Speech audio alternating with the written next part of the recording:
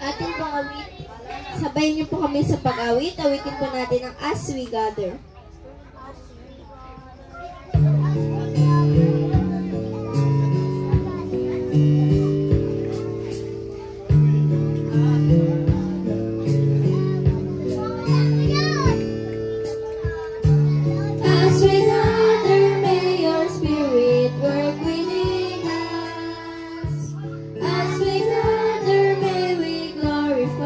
Your name.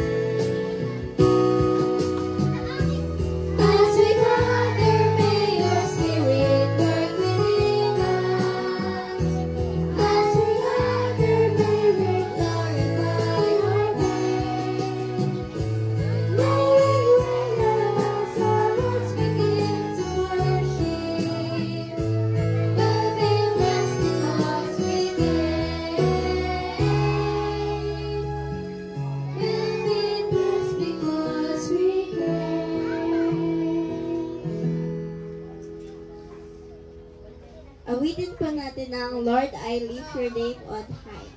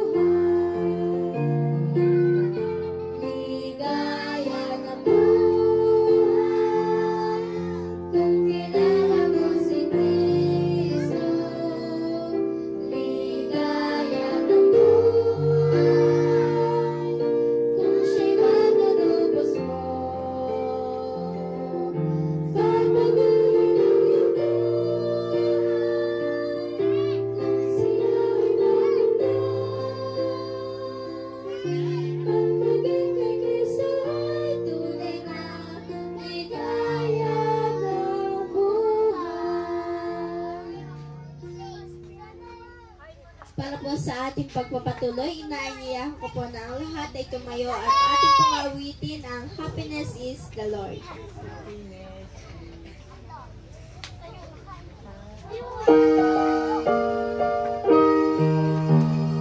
Happiness is to feel the Savior, living a life displaying His favor, having a change in my behavior. Happiness is the Lord.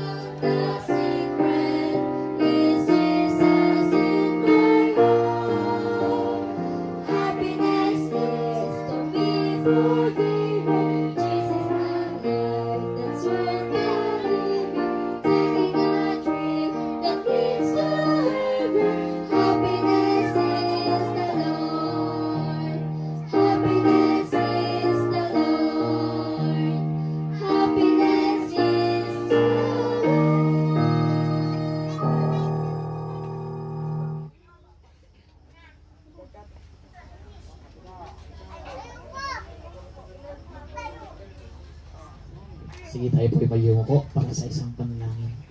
Ama naming Diyos sa langit po ang iyong tahanan, sa gabi pong ito narito muli kami upang makikinig ng iyong mga salita. Aming dalangin Panginoon, nawa ay sa mga pag-aralan namin sa gabi ito. Namati mo nawa ito sa aming mga puso at isipan at patuloy kaming lalago sa aming mga espiritual na pamumuhay, O Diyos. Ipagpatawa din Panginoon ang aming mga pagkukulang at pagkakasalang nagagawa.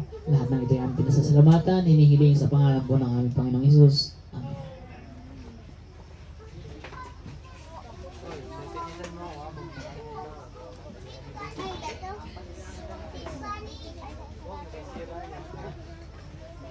Magandang gabi po sa ating lahat. Welcome sa ating pang-ilang gabi na ba? Pang-limang gabi ng ating family seminar. Welcome po sa ating mga bisita, sa ating VOI team, sa ating mga kabataan na nandito, at sa lahat po na abot ng aking tinig. Sa umagang ito, kayo po ay welcome dito po sa ating family seminar. At ang programa po natin sa gabing ito ay pinangunahan ng ating song service, ng ating song leader, walang iba kundi si Sister Jewel Dihita.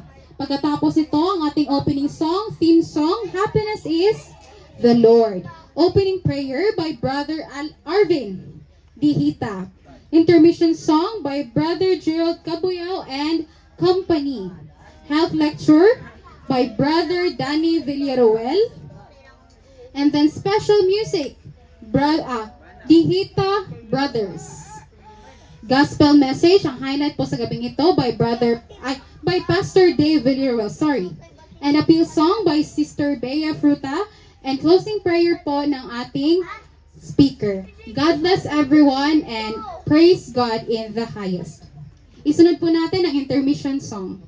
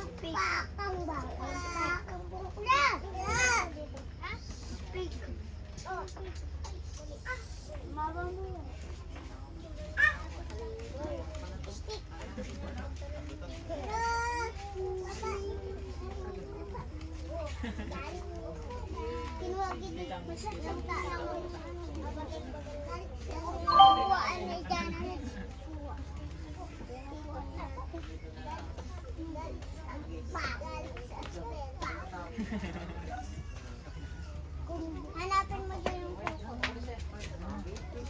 Janami.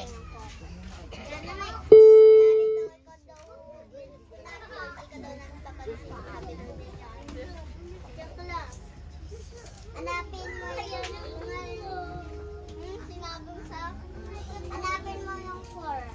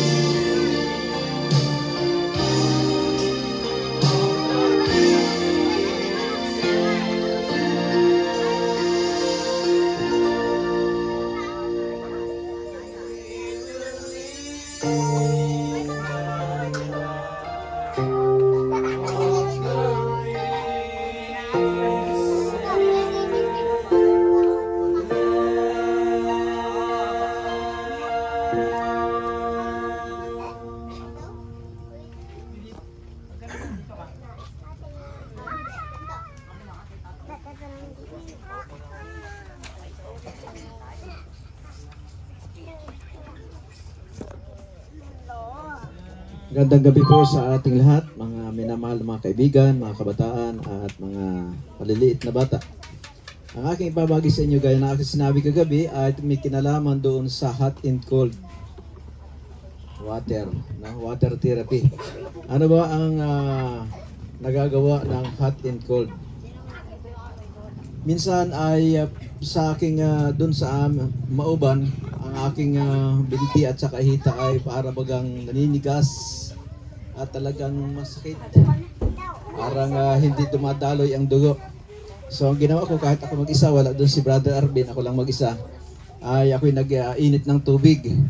Pagkatapos ng mainit na yung tubig, ay nilagay ko doon sa timba, nalubog hanggang binti, no? Hanggang lampas ng ating binti, hanggang sa aabot hanggang tuhod. Inilagay ko doon yung aking dalawang paa. Kahit isa lamang yung nananakit sa aking binti at hita, ay inilagay ko ay dalawang paa. So, ang ginagawa noong mainit na tubig ay kung yung ating ugat ay hindi gaanong dumalo yung dugo patungo sa mga dulo ng ating mga daliri, halimbawa, ay ibig sabihin pag ito'y mainit, ito ay bumubuka. At kapag ito'y bumuka, ang ibig sabihin ay magiging maayos ang daloy ng ating dugo doon sa bahaging yon. Kaya nananakit ay dahil hindi nga nagsisirculate yung dugo. Ngayon, kapag ganito po ang gagawin, 3 minuto sa mainit na tubig, yung hindi nakakapasok. Pero mainit talaga, hindi maligamgam. Hindi nakakapasok. So pagkatapos ng 4 na minuto, ay ilalagay naman doon ng 1 minuto sa malamig o tap water. O di kaya ay may yelo. Yan, ilalagay doon. Pagkatapos ay ng 1 minuto, balik uli doon sa mainit na tubig ng 3 minuto uli. At ginawa ko ito ng 6 na beses na palipat-lipat. Ang panghuli doon talaga ay yung malamig. Ano? Kasi ang gagawin ng malamig ay yun nga, paiigtingin yung ating ugat. Pagkatapos pag mainit ay muling bubukas yun. At pag malamig ay muling iigting yun. Pagkatapos ganun, 6 na beses kong ginawa. At pagkatapos nun ay maginhawa na ang aking pakiramdam. Ito ay makakatulong din sa mga may rayuma. Kaya yung mga kabataan na mayroong mga magulang na nakakaranas ng ganun, ay pwede nyo itong gawin sa kanila. Kahit umabot pa ng sabihin natin kalahating oras. Kasi yung 6 na beses ay 24 minutes lang yun. Pwedeng umabot siya ng kalahating oras. At ito ay walang delikado sa kalusugan sapagkat ito ay pamamaraang natural. Okay. So, yun ay pwede rin gamitin kapag halimbawa ay mayroong lagnat, ano? Magiging maganda rin yung sirkulasyon ng ating dugo sa ating buong katawan mula sa ulo hanggang sa paa, sa dulo ng ating mga daliri ay magiging maayos ang pakiramdam kapag gumamit tayo ng ganon. Kadalasan sa rayuma ay talagang parang hindi nagsisirculate yung dugo doon sa mga tuhod, sa mga bukong-bukong, sa mga buko, mga katawan, ano? Pero pag nainitan ay nagiging maayos ang dugo, ang takbo ng dugo. So, sana ay matandaan natin ang mga bahaging ito at para kapag talagang merong emergency na kailangan nating tulungan ay gawin natin ito kung halimbawa ay hindi man sa ating pamilya o meron tayo na isang nangangailangan ng ganong pamamaraan ay maituturo natin o di kaya tayo mismo ang gagawa para maalaman din nila kung paano ito gawin at mararanasan naman talaga yung kaginhawahan sa pakiramdam. So yun lamang po at sana'y natandaan natin ang kaunting tips na ito para sa kalusugan, para sa natural na pamamaraan. Yun lamang po at magandang gabi sa ating lahat.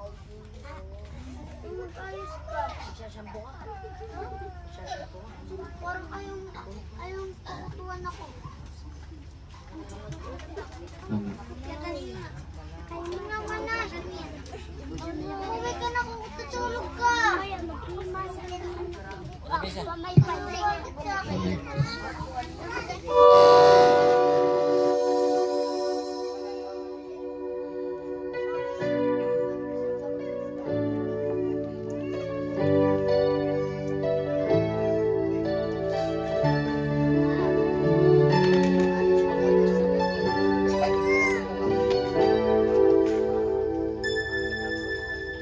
cleanse me of all my sins that stray. Lord, I want to be all and only yours. Take away clutter in my life every day. Make me like a child at play.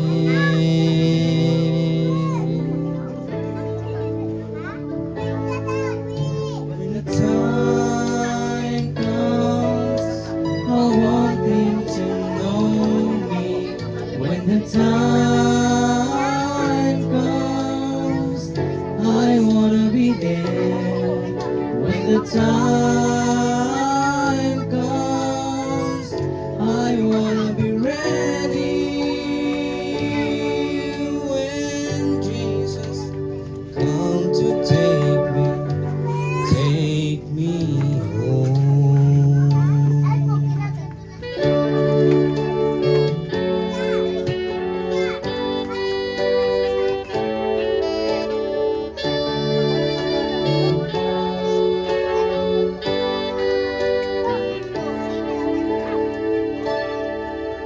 Give me joy, I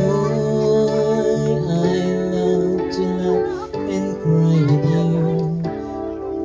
You become a friend with me all the time. Help me to be patient as I watch and as I pray, growing in your love each day.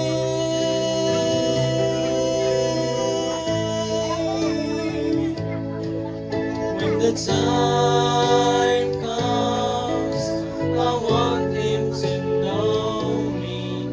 When the time comes, I wanna be there. When the time comes, I wanna be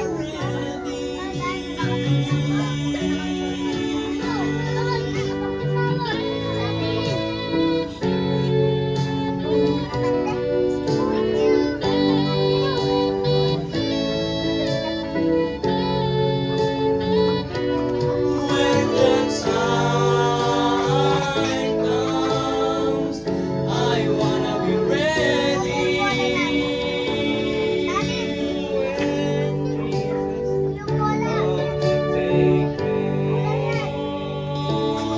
When Jesus comes to take me, my Jesus comes to take me.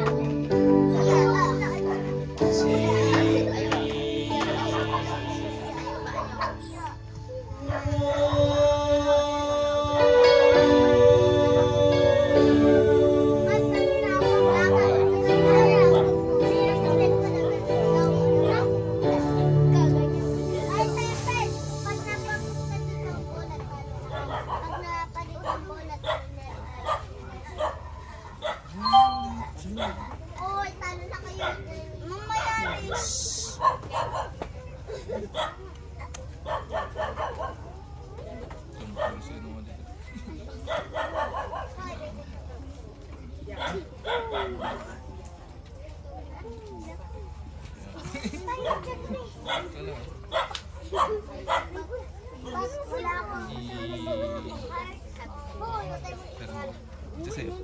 Ilang nababa ka sa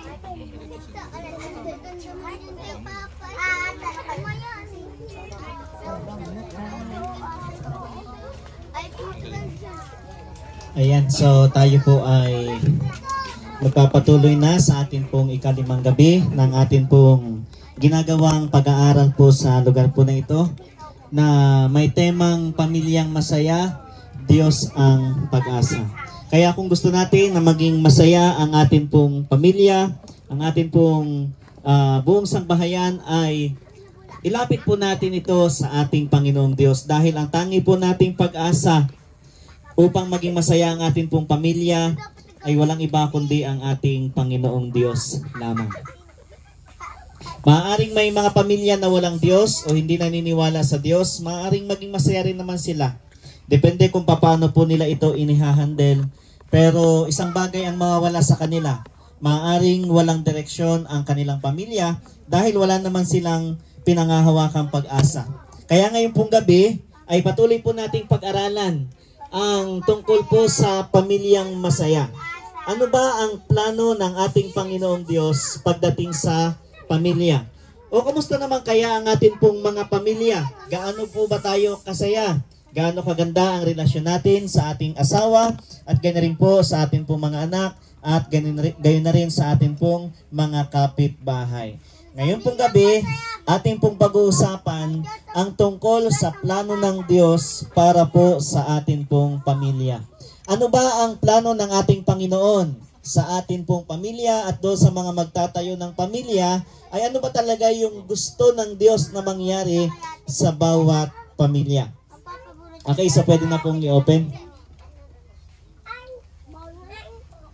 Ang sabi po dito, ang pamilya ay hindi perpekto, hindi siya perfect, pero siya po isang napakagandang regalo ng ating Panginoong Diyos. At marahil nga, kung tayo po ay bibigyan ng pagkakataon na mabuhay ng walang hanggan kasama ang ating pamilya, ay baka ito ay ating tatanggapin. Kasi nga po ang pamilya, ito po ay napakaganda na regalo ng ating Panginoong Diyos. Bagaman hindi po ito perpekto, pero napakabuting regalo ng ating pong Panginoon.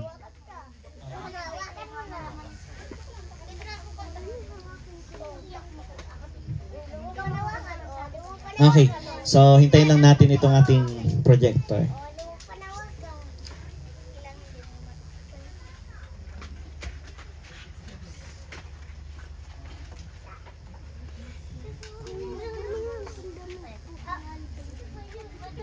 Ang sabi po dito, ang ating pong tahanan ay dapat maging sentro ng ating pamilya na kung saan ay isang pamilya na buhay. Yan. So ang sabi po dito, upang ang ating pong pamilya ay maging sentro ng ating pong buhay, dapat ma-develop yung opportunities to expand. Yan, yung mga gawain, serbisyo, activities sa loob ng tahanan. At ito'y maging daan upang ang magulang at ang mga bata ay laging magkakasama. Okay, ano po ba ang mga pwedeng gawin sa loob ng tahanan? Ano po yung mga activities? Dapat daw po ang ating po mga tahanan ay hindi lamang physical structure, hindi lamang tayo mayroong bahay. Dapat po ito po ay isang, sa lugar po na ito ay ma-experience po yung tinatawag nating pag-iibigan, pagmamahalan, at yung pag-iibigan, yung pagmamahalan na nga po yun, at yung tinatawag po nating pag-encourage sa ating pong pamilya na kung saan ay magkaroon ng magandang relasyon. Okay, so ang pamilya po natin o ang ating pong tahanan ay hindi lamang siya yung dapat na mayroong building, kundi isang pamilya na nagmamahalan. Ang pangalawa po, dapat po ang mga magulang ay makapagdesisyon na ibalik ang buhay ng pamilya sa loob ng atin pong tahanan. So meron tinatawag na family recreation, yung meron kayo talagang activities sa loob ng inyong mga tahanan. Yung pangatlo, bago ako magkwento, ang sabi po dito sa pangatlo ay dapat ay ma-develop yung quality na relationship. Ano po? Merong maayos na relasyon sa loob ng tahanan. May kilala po ako sa Batangas na kapag ka ang anak ay nag-aral sa malayo o ilang linggo pa lang inakakalipas ay gusto na agad pabalikin ng kanyang mga magulang yung kanyang anak. Ano? Kasi yung anak po nila ay nag-aral po sa Ilocos Sur, sa Bigan. Ngayon, ang problema kasi walang available na course dito sa malapit sa kanila. Kaya napilitan na mula Batangas, so nag-aral doon sa Ilocos Sur, sa Bigan. Ngayon, yung mga magulang ay talagang gusto na linggo-linggo ay uuwi pa rin yung kanilang mga anak. Yung anak din po nila ay gusto na laging naroroon sa loob ng kanilang bahay. Laging gustong pauwi. Dahil maganda yung kanilang relasyon sa loob ng tahanan. Yun bang parang ayaw na maghiwa-hiwalay. Sila po isang pamilya na kung saan ay napakaganda po ng samahan. Napakaganda ng relasyon. Kaya nga, hindi agad po sila nag-boyfriend, hindi agad nag-girlfriend, kahit na magaganda at gwapo yung kanilang mga anak, hindi agad naganap ng ibang karelasyon. Bakit? Maganda ang relasyon sa loob ng tahanan. Hindi na nila kailangan yung pagmamahal ng ibang lalaki o babae doon sa kanilang mga anak dahil sa kanilang pamilya ay mayroong magandang relasyon. Bagaman bandang uli, kailangan pa rin talaga dahil hindi nga po mabuti sa lalaki at sa babae ang mag-isa, kaya kailangan pa rin po nila makahanap. Pero ganun pa man, ay napakaganda at nakita ko napakaganda ng kanilang relasyon sa loob ng tahanan. Ngayon, yung plano ng Diyos sa isang pamilya na maging masaya at magkaroon ng maayos na relasyon. Ano ba ang nangyari kung bakit ito ay hindi nangyayari sa atin pong kapanahunan? So, ang unang dahilan kung bakit daw po ang isang pamilya o yung plano ng Diyos para sa isang pamilya na maging masaya ay hindi nangyari, ang unang dahilan daw po dito, dahil nawala po yung tinatawag nating sentro na dapat na dahilan kung bakit mayroong pamilya. Okay. Sabi po dito, ang unang dahilan, yung Diyos daw po na dapat nasa kalagitnaan ng ating sangbahayan ay nawawala o namumuhay tayo ng walang pananampalataya sa ating Panginoong Diyos. Yan daw po yung una. Kaya yung plano ng Diyos na maging masaya pamilya, nawawala. Pangalawa, ang sabi po dito, the family itself. Okay, yung pamilya mismo ay nawawala yung kahalagahan. Nawawala yung halaga ng ating pamilya kasi yung mga anak ay naghanap ng pagmamahal sa ibang mga tao.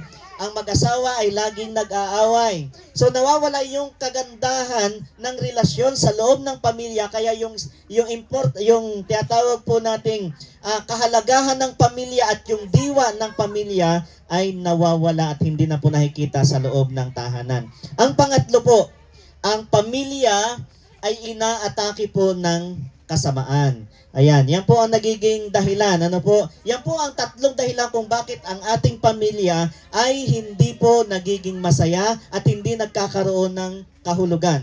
Okay, ano ba ang mga dapat nating gawin? Okay, sa mga magulang. Ano po ang dapat gawin kapag ito po ay nangyayari sa loob ng tahanan? May magagawa pa ba tayo para tayo o ang ating pamilya ay maging masaya at maging makabuluhan at maging maganda ang pagsasama? Ang una, ang dapat daw po natin gawin, payo po sa mag-asawa, ay dapat makita po sa inyo yung diwa ng pagmamahalan. Ayan. At alam niyo po, ulitin ko po ulit ito, kapag ang mag-asawa po ay nakikita ng mga anak na mayroong magandang relasyon, sila ay nagmamahalan, mataas po ang magiging respeto ng kanila pong mga anak. Kung meron pong kung ginawa nyo na pong lahat, nagmamahalan kayo, nakikita ng inyong mga anak na talagang kayo ay sweet pa rin kahit kayo ay medyo umiidad na, tapos ang anak po ninyo ay pasaway, ay hindi nyo na po kasalanan yun. Pero sa survey ay mas mataas po ang mas maraming mga bata ang nagkakaroon ng magandang relasyon sa magulang kapag nakikita nila ng mag-asawa po ay nagmamahalan. Ayan, kaya love one another. Ano po? Kayo po na mag-asawa ang unang magbahalan at ang inyong mga anak ay mamahalin din po kayo ng tunay. At magkakaroon ng magandang relasyon sa loob ng tahanan. Ano ba ang pwedeng gawin ng mag-asawa? Paano kayo magkakaroon ng tinatawag nating magandang samahan at pagmamahalan?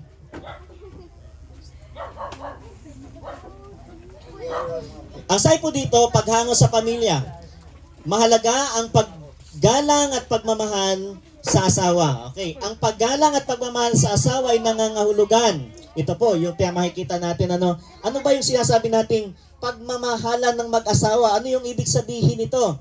Dapat po ay merong pakikinig sa isa't isa. Okay, kung nagsasalita ang babae, makinig ang lalaki. Pag lalaki naman po ang nagsasalita, ay dapat nakikinig din po ang mga babae. Hindi po pwedeng pareho kayo nagsasalita at kapitbahay ang nakikinig. Hindi po maganda yon, ano? Dapat meron pong nakikinig na isa sa inyo kapag nagsasalita yung isa.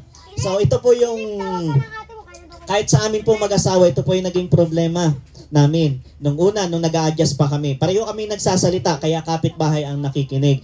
Pero nung matutunan po namin, at kahit naman po siya, nag-a-adjust na rin. Pag ako ang galit, ay nakikinig na lang siya. Pag siya naman ang galit, at alam ko na ako rin ay may mali, edi nakikinig na rin lang ako. Hindi na ako makikipagtalo. O kaya naman, pagka galit ng walang dahilan, lumalayo na lamang po ako para mawala yung galit. Okay, ganun po ang pwede po nating gawin. Ano po? Makinig sa isa't isa. Pangalawa, tinatanggap ang pagtutuwid. Kung merong mali, ay di tanggapin. Lahat naman po ng tao ay nagkakamali. Huwag po tayo maging feeling perfecto. Ibig sabihin ay parang hindi na tayo nagkakamali at lagi na lamang sila ang tama. Pangatlo, meron po tinatawag na paglilingkod. Mahalaga din po itong paglilingkod na meron talagang sakripisyo sa isa't isa at dapat makita po yan ng inyong mga asawa. Pang-apat, walang mapait na damdamin.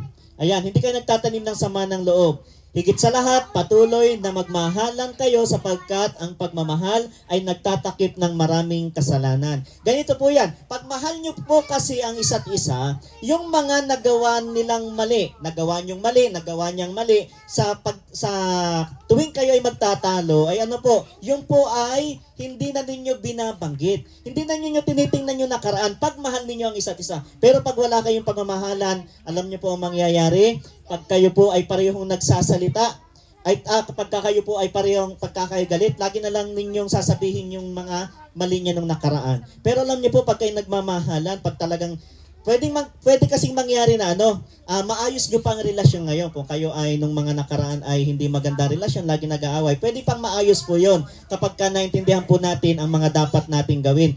Ngayon, ganito nga po yon. Pag mahal po ninyo ang isa't isa, hindi na ninyo binabalikan yung nakaraan. Tatakpan na yon. Parang kagaya ng Diyos. Ang sabi nga po ng definition ng love is blind. Alam niyo po ba, sa Diyos totoo po yan. Pag tinanggap natin ang ating Panginoong Jesucristo sa ating buhay, kinakalimutan na ng Diyos yung dati nating mga kasalanan. Ganun po yung tinatawag nating pagmamahal. Kaya pagmahal ninyo ang inyong asawa, huwag nyo nang ibabalik yung mga ginawa niyang mali nung nakaraan. Tulungan nyo na ang inyong asawa'y magbago sa pamamagitan ng pagbabago po ninyo sa inyong mga karakter. Okay, so yan po yung mga pwede po nating gawin upang mahango natin ang pamilya sa direksyon na gusto ng ating Panginoon. Ano po ang pwede nating gawin? Ayan, love one another. Yung una. Pangalawa po ay pray together. Yan, ipagpe-pray ninyo. Magpe-pray kayong kasama bago kayo matulog at pagkagising. Manalangin kayo. Kung pasaway ang inyong anak, ipag-pray nyo ang inyong anak na magkasama. Pagka ang anak ay ayaw sumama sa panalangin, iparinig nyo yung inyong panalangin na gusto nyo magbago ang inyong mga anak. Pag kayo naman po, alam nyo po, nung ako'y bata pa, meron talagang ganyan. Yung asawa niya gusto niyang mahikayat sa pananampalataya niya. Pinagpipray niya, babangon siya ng madaling araw, mananalangin siya, ipaparinig niya sa kanyang asawa yung panalangin na gusto niya magkasama sila sa pananampalataya. Ang pangatlo ay ito. Ayan. Pwede po nating gawin. Ba't hindi na kikita, no?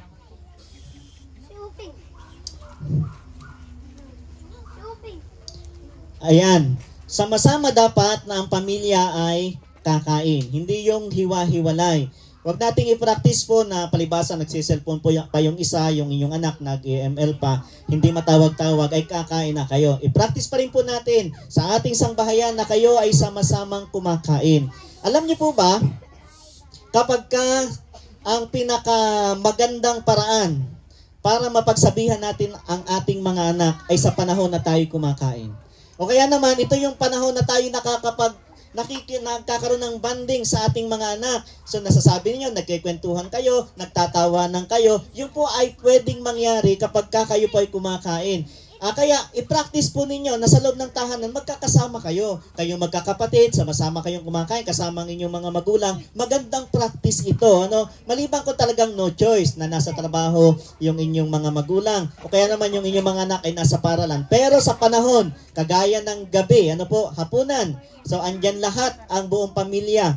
At kung walang trabaho ang tatay sa dagat, so sama-sama po kayong kumain. Huwag niyong palalampasin yung pagkakataong ito na kayo magkasama-sama. At mas maganda, yung maghanda talaga kayo ng lamesa, kapag kainan. Hindi yung sama-sama nga kayong kumain, pero yung isa nanonood ng TV, yung isa ay kung ano-ano pang ginagawa, nag-chat-chat habang kumakain, nakaupo sa sopa, nakataas yung paa, at nakahiwalay. So, mas maganda, talagang sama-sama po kayo sa pagkain sa iisang lamesa. Ang pang-apat po, ang sabi po dito, dapat ang pamilya, kagaya ng aking binanggit kagabi, ay maging isang munting bahay-sambahan. At ang inyo pong tatay ang dapat na tinatawag nating padre de pamilya. Pero nawawala na yung ganyang essence ngayon. Ibig sabihin, nakakalimutan na ng tatay na sila ang pari sa loob ng tahanan. At dahil pare sila sa loob ng tahanan, pag sinabi nating pare, dapat alam nila ang mga nakasulat sa banal na kasulatan. Kaya ang ating pong church, ang ating pong pamilya ay munting bahay-sambahan. Alam niyo po, pag kami po ay, sino po dito ang nakapagpatayo na ng bahay tapos dinedicate sa ating Panginoon? Yung pinapunta niyo yung pare para bendisyonan, basbasan ng inyong bahay. Meron po ba na bendisyonan ng bahay ninyo? Bunso? Okay, kami po mga Seventh-day Adventists, marami po, kahit ako po ay bata pa nagpapastor, marami pong nagpapabendisyon at nagpapabidicate ng kanilang mga bahay na naipatayo sa amin. Kagaya dito sa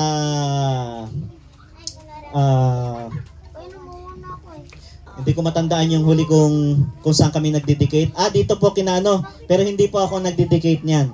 Dito sa church po ng Mauban, yung isang member po namin diyan. Ang huli ko po ay sa mga motor, sa mga sasakyan, dito po sa Mauban. Alam niyo po, pag magpapa-blessing kayo, yan, dedicating po yun, magpapa-blessing ng bahay, ay ganito ang prinsipyo niyan. Kung bakit natin ipapa-blessing ang ating bahay, ang ibig sabihin nun, gusto nating bendisyonan ang bahay natin para maging munting bahay-sambahan. Yun po ang ibig sabihin nun. Kung mawawala yung essence ng ating bahay, yung parang gusto lang na makita ng pare na ito ay maganda, gusto lang makita ng kapitbahay na naitayo yung bahay natin, naging successful tayo sa buhay, pagkatapos maghahanda tayo ng pagkain, parang sasalamat sa ating Diyos. Hindi po ganon. Ang tunay na tinatawag nating house dedication or house blessing ay ganito. Ang ating pong tahanan ay ipapa-dedicate natin sa pare o sa pastor para ang bahay natin na ito ay maging munting bahay-sambahan dito sa lupa. Okay, pag sinabi po nating bahay-sambahan, ang isang sinasabi po namin sa member, kung ang inyong anak ay magdadala ng inyong barkada at dito magiinuman sa loob ng bahay na itinalaga sa Panginoon, huwag niyo na po itong italaga. Dahil itinatalaga natin ito para maging munting bahay-sambahan. At ang bahay-sambahan, hindi yan pinupuntahan ng mga barkada para sa loob mag-inuman. So ang inyong bahay, i-dedicate, biblessingan sa pamagitan ng pare o ng pastor para ito'y maging banal. Na pagkay nasa loob ng tahanan, ang mga activities dito ay mga banal na bagay. Ayan. So yun po. Pero kung gusto niyo lang ay yung mga pakitang tao na pa-blessing, ay nasa inyo po yon. Pero ang totoong tunay na kahulugan niyan, hanggat maaari, huwag gagawin ang mga bagay na hindi maganda sa loob ng tahanan. Okay, kagaya po sa panahon ni Noe. Ang plano ng Diyos sa pamilya ay sa lupa ay para maging masaya at ang ating pong tahanan ay maging munting bahay-sambahan. Pero ang isang goal ng Diyos sa bawat pamilya, na ang pamilyang ito ay sama-sama na makarating doon sa langit. Yan ang goal ng ating Panginoong Diyos. Sino dito ang gusto na ang kanyang pamilya ay sama-sama doon sa langit? Meron po ba? Okay, salamat po, purihin ang ating Panginoon. At ito po ang gusto ng ating Panginoong Diyos. Ang ating pamilya ay magkaroon ng tinatawag nating kaligtasan. Sabi po sa Hebrews chapter 11 verse 7, dahil sa pananampalataya, pinakinggan ni Noe ang babala ng Diyos tungkol sa mga bagay na mangyayari, ngunit hindi pa niya nakikita. Okay, so sabi dito, sa panampalataya, ano po ang nangyari? Ang sabi ng Diyos, Noe, gugunawin ko ang mundo, magpapaulan ako. Ay hindi naman alam ni Noe yung ulan, kasi wala pang ulan noon. Wala pang ulan, hindi pa sila nakakaranas ng ulan noon. Ang bumabasa po sa tubig ay hamog. Sa tubig tuloy. Sa lupa at sa mga damo, ang dumidilig ay hamog. Ano po? So hindi pa alam ni Noe yung tinatawag nating ulan. Ang sabi ng Diyos, yan. Ang sabi ng Diyos ay, Noe, gumawa ka ng arko. So may pinagawa ang Diyos kay Noe na hindi niya naintindihan. Pero sa pananampalataya, pinakinggan niya ang Diyos. At ang sabi dito, gumawa siya ng isang malaking barko upang siya at ang kanyang pamilya ay maligtas. Yan ang gusto ng Diyos. Ano po? Na tayong lahat, ang ating pong sangbahayan ay gusto ng ating Panginoon na sama-samang makarating doon sa langit. Walang maiiwan o walang mawawaglit. Yan ang gusto ng Diyos. At napakasarap din naman tingnan na ang ating pamilya, yun ang ating direksyon. Yun yung talagang goal natin, ang ating pamilya, ang ating mga anak ay makarating doon sa langit. Hindi yung dito lang natin sila makakausap. Kasi dito sa lupa, aminin man po natin sa hindi, talagang may hangganan. Hindi habang buhay ay buhay tayo at nakikita-kita at kasama natin ang atin pong pamilya. Ano po ba ang nangyari? Sa 1 Peter chapter 3 verse 20, binanggit po dito na ng unang panahon ay mga suwain na ang pagpapahinuhod ng Diyos ay nanatili noong araw ni Noe. Samantalang inihahanda ang daong, sa loob nito'y kakaunti, sa makatuwid ay 8 kaluluwa ang nangaligtas sa pamamagitan ng tubig. Alam niyo po, nung ang Diyos ay nag-warning sa bawat pamilya sa panahon ni Noe, isang pamilya lamang po ang naligtas at ito po ay ang pamilya ni Noe. Pero kung titingnan po natin dito, kung bakit ito po ay 8 dahil yung mag-asawa ni Noe, pagkatapos ay kanyang 3 anak, plus may mga asawa po yon, ibig sabihin kung tutusin, 4 na pamilya ang naligtas. Pero 8 individual lamang po ang naroon sa loob ng arka. Pero ang gusto ng Diyos, ay ano po, lahat ng pamilya doon sa panahong yon ay maligtas. Kaya lang ang bawat pamilya na inaralan at pinaalalahanan sa pamamagitan ni Noe ay tumanggi. Kundi tinawanan lamang sila Noe sa kanilang ginagawang pangaral. Kaya ang naligtas po ay 8 kaluluwa lamang. Okay, sa panahon po natin ngayon, yung arko o yung bangka, yung barko na sinakyan nila Noe ay sumisimbolo sa biyaya ng ating Panginoong Diyos. Ang biyaya ng Diyos, ito po yung tagapagligtas natin. Ito yung magliligtas sa atin. Ang tagapagligtas natin ay ang ating Panginoong Jesus. Sa biyaya, tayo po ay maliligtas. Pag sinabi po nating biyaya, ito po yun. Ang sabi po sa Ephesians chapter 2 verse 8 and 9, sapagkat sa biyaya kayo nangaligtas sa pamamagitan ng pananampalataya, at ito'y hindi sa inyong sarili, ito'y kaloob ng Diyos, hindi sa pamamagitan ng mga gawa, upang ang sino man ay huwag magmapuri. Aside po dito, ano po, ang kaligtasan natin, ng ating pamilya sa pamamagitan ng biyaya ng ating Panginoong Jesus. Yung biyaya ng ating Panginoong Jesus, ibibigay niya ito sa atin sa panahon na talagang tayo ay mahina, sa panahon na tayo hindi karapat-dapat, yung po makapagliligtas sa bawat isa sa atin. Alam niyo po, isang araw, sa huling gabi po natin, gusto ko pong banggitin na pag-uusapan po natin yung patungkol sa anong klaseng pamilya, anong kalagayan ng pamilya mayroon tayo doon sa langit. Ibig sabihin, may pag-aasawa pa ba sa langit? Ang asawa pa, kung may pag-aasawa sa langit, asawa pa rin ba natin ang ating asawa?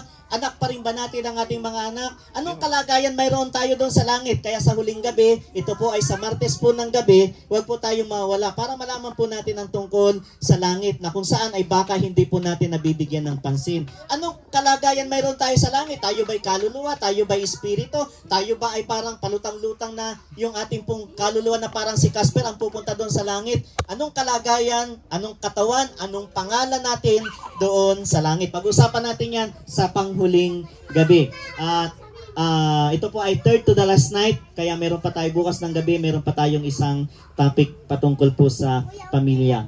Okay, so ayan, yung biyaya ng Diyos, ito yung magliligtas sa ating pamilya. Paano po natin matatanggap ang biyaya na ito? Yan, nasabi po dito sa John 14 verse 6, sumagot si Jesus, ako ang daan, ang katotohanan at ang buhay. Walang makakapunta sa Ama kundi sa pamamagitan ko. Ganito po yan. ang daan patungo sa langit ay sa pamamagitan ng ating Panginoong Jesus. Wala nang iba, kundi sa pamamagitan lamang ng ating Panginoong Jesus. Kung gusto nating maligtas, ang sampalatayanan natin, paniwalaan natin, ay walang iba kundi ang ating Panginoong Jesus. Yan ang paraan para tayo po ay makarating doon sa langit. Kaya kung tayo po na pamilya, gusto natin na tayo po ay makarating sa langit, simple lang po ang dapat po nating gawin. Sama-samang manampalataya kayo at ang inyong asawa at ang inyong mga anak sa ating Panginoong Jesus. Dahil yun po ang paraan para matanggap natin ang biyaya ng Diyos. Ang biyaya ng Diyos para sa lahat, yan po yung ating kaligtasan. Pero kailangan nating tanggapin. Parang ganito yan.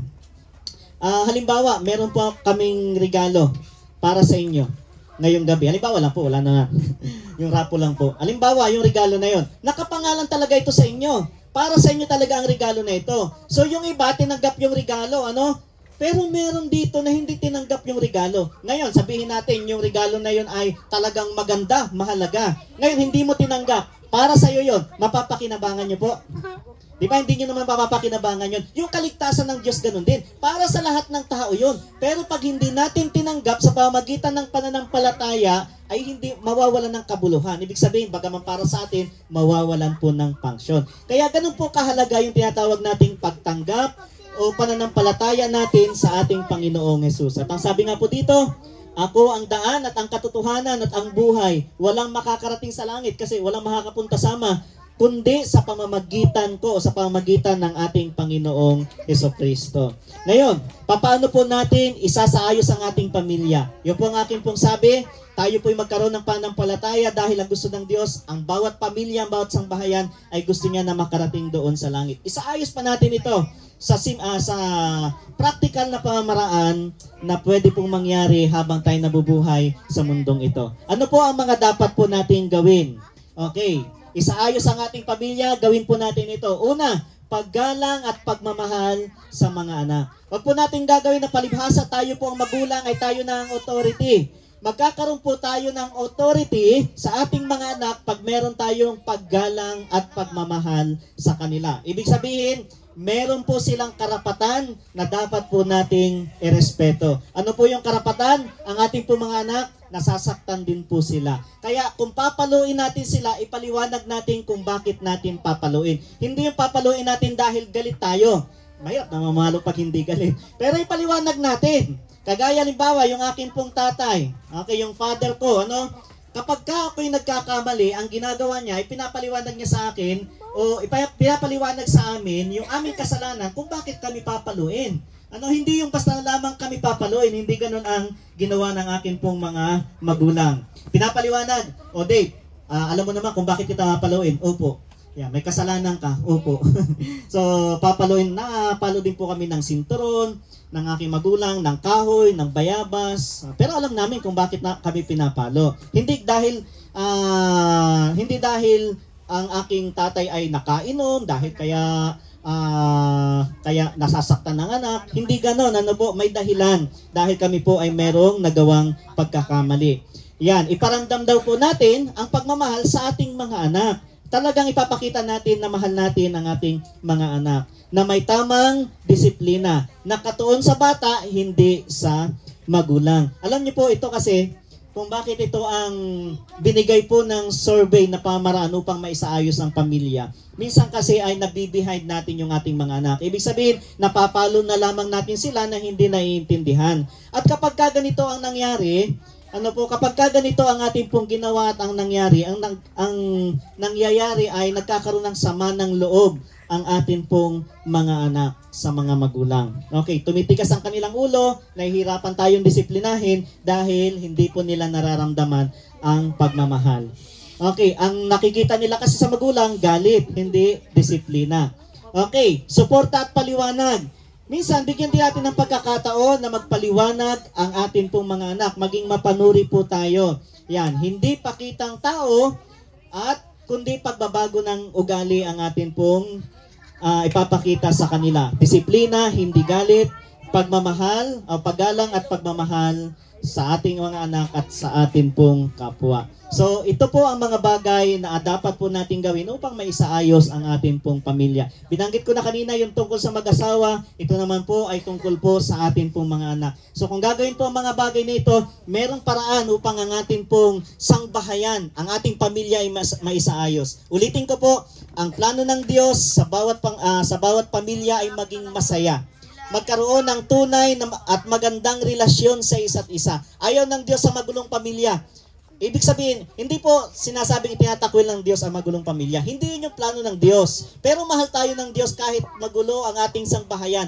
Mahal tayo ng Diyos. Ang bawat pamilya ay mahal ng ating Panginoon. Kaya gusto niya na ang bawat pamilya ay magkaroon ng kaayusan at higit sa lahat magkaroon ng kaligtasan. Kaya sa gabi pong ito, sana ang mga simpleng payo po na ito ay makatulong upang maisaayos ang ating pong pamilya. Kung gagawin po natin ang ilang mga bagay sang-ayon po sa pangangailangan at kailangan ng ating pamilya, ang mga turo na ito na ating po napag-aralan ay makakatulong sa bawat isa atin. So ito lamang po, at muli po ay patuloy po namin kayong inaniyahan sa natitirang 2 gabi ng ating pong pag-aaral na sana ay patuloy po tayong magkasama-sama sa lugar po na ito. Pagpalain po tayo ng ating Panginoon at pakinggan po natin ang isa pang mensahe ng awit.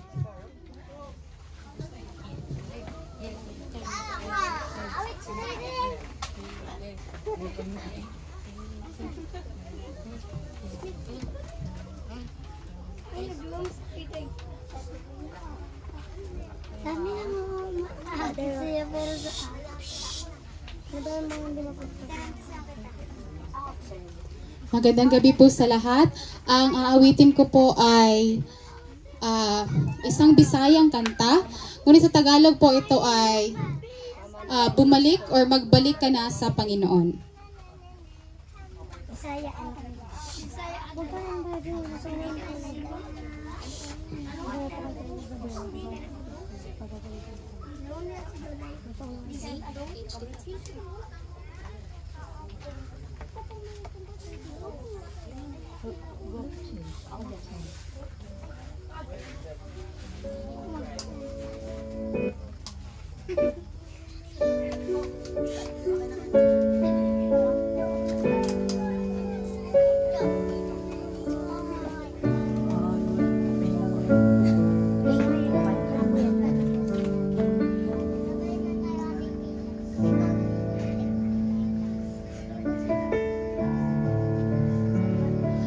Isang nawadan ko paglaom mga lakad na luya ug mi pahilayo pa sa Dios. Nalimot sa saad sa Dios iyang gihatag sa kalibutan mi ubanog mi duyog. Ug ang tanang pagtuko kaugalingon misalig og mirason apan tuaman ang amahan gahigog magtinud anay sa nawang anak. Balik na igsoon ko pangalagad sa Dios unahan kayo ihatag ang lulang mabuka sa atong giyak uban sa panaw niya o balik na.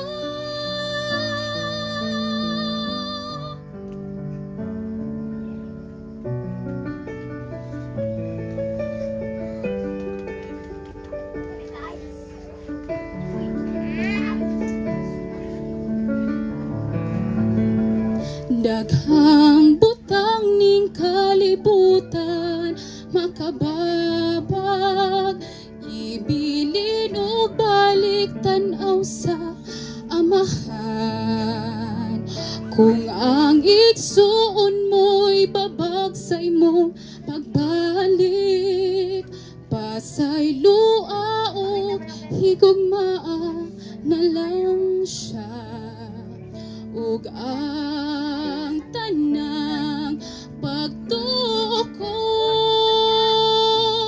kaugalingon misalig og mirason apan tuang man ang amahan gahigog magtinud anay sa nawang anak o balik na igsoon ko pangalagad sa Diyos o nahagayod ihatag ang lulang mabukat sa atong giya uban sa panaw niya o balik na ang Diyos gayud naksaad sa iyang katawhan pagtukop tilang og tanaw niya igsuon ko mga lagad sa Diyos o nahagayod ihatag ang lulang mabukat sa atong giya uban sa panaw niya o balik na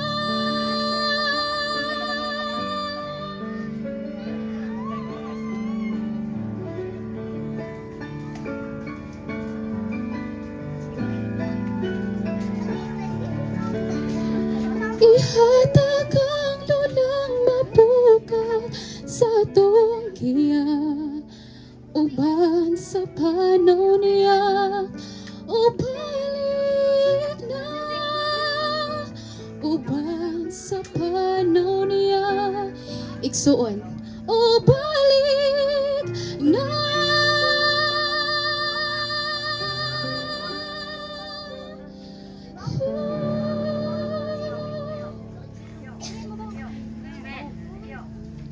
Pwede po ba tayong tumayo para sa pagtatapos na panalangin?